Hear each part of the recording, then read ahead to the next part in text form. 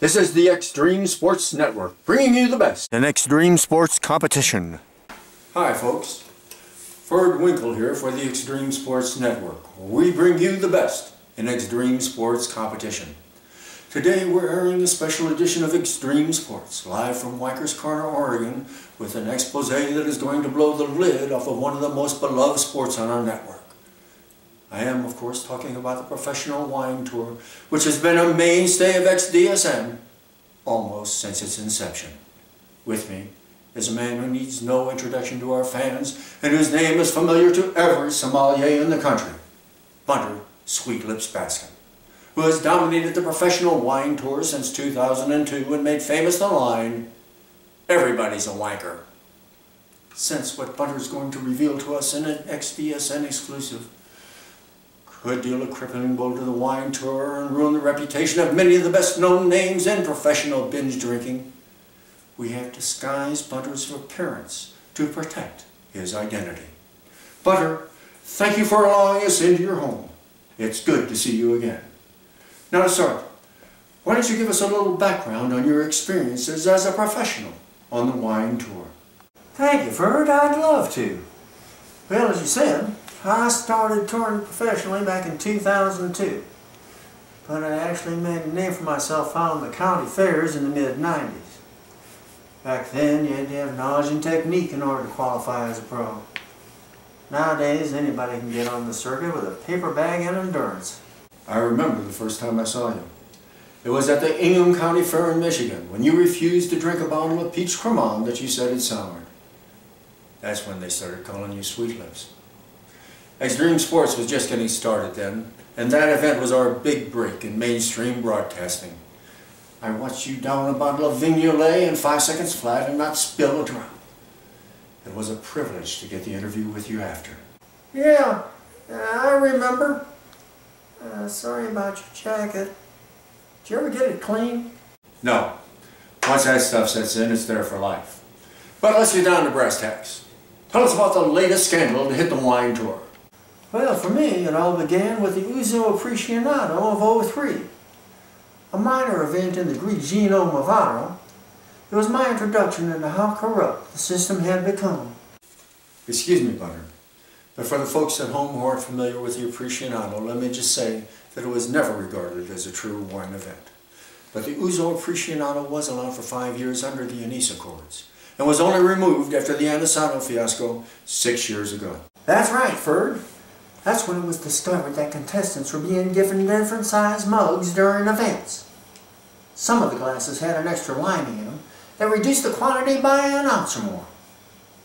Well, since you were graded by the glassful, it meant you had a harder time qualifying in the sprints, and in the marathons it gave a real advantage when you got to the home stretch and you had to chug it to the finish line.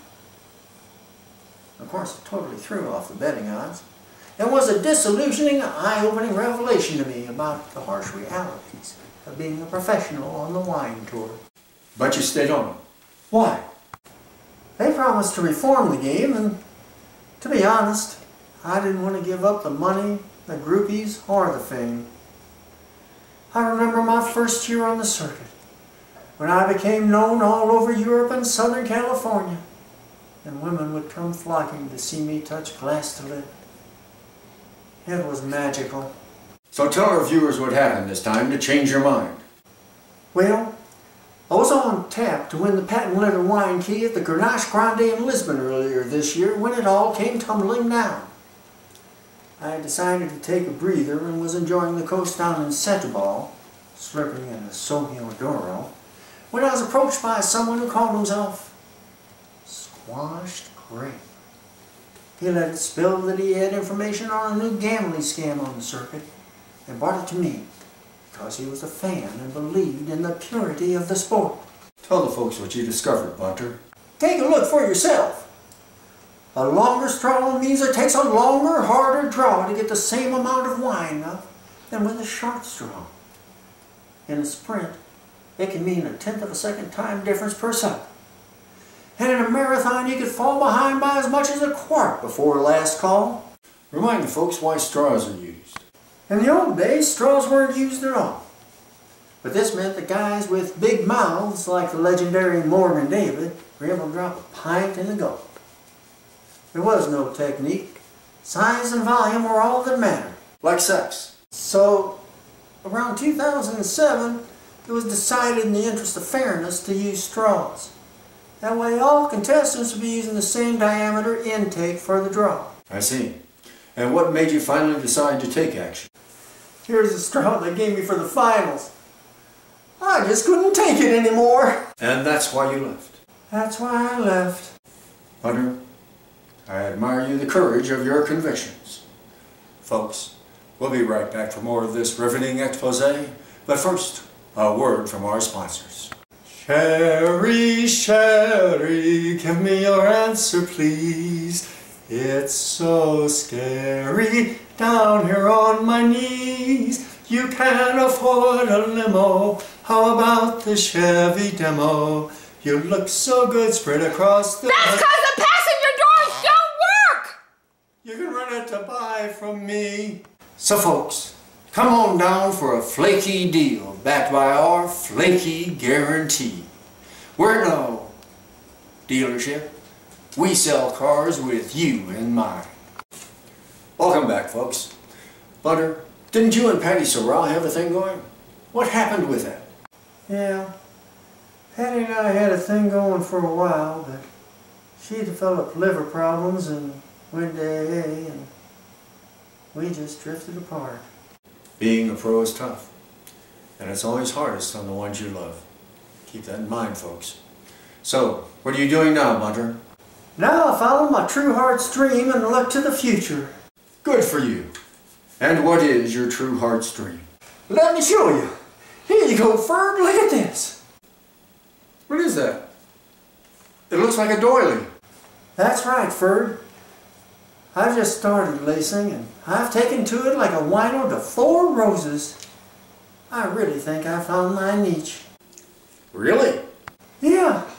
I got an offer from Wet Willie's Wild West Wonderworld. And Wet Willie told me if I could come up with 10,000 of them, he'd sell them for me. On commission, of course. 10,000? And how is that going?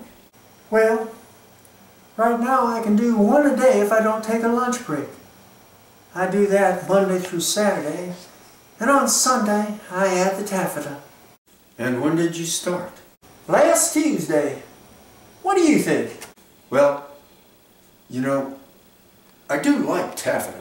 Yeah, I can't wait for the money to start rolling in. And there you have it, folks. Hunter Sweet Lips Bascom following his dream. Happy tidings, Sweet Lips. This is Ferg Winkle for the Extreme Sports Network, bringing you the best in extreme sports. And if it's anywhere between Knobloch, Missouri and Tosac, Arkansas, it's extreme. Okay, that's right. They're always like that. You have to follow your dreams. Speaking of which, Plunter, hope you don't mind, but I met your sister before the interview and asked her out to dinner. My sister? Ready when you are, sailor. Rocky! Be there in a second, sweetums. Bye, Butters. See you later. P.S. I may be staying over a few days if it's all right with you.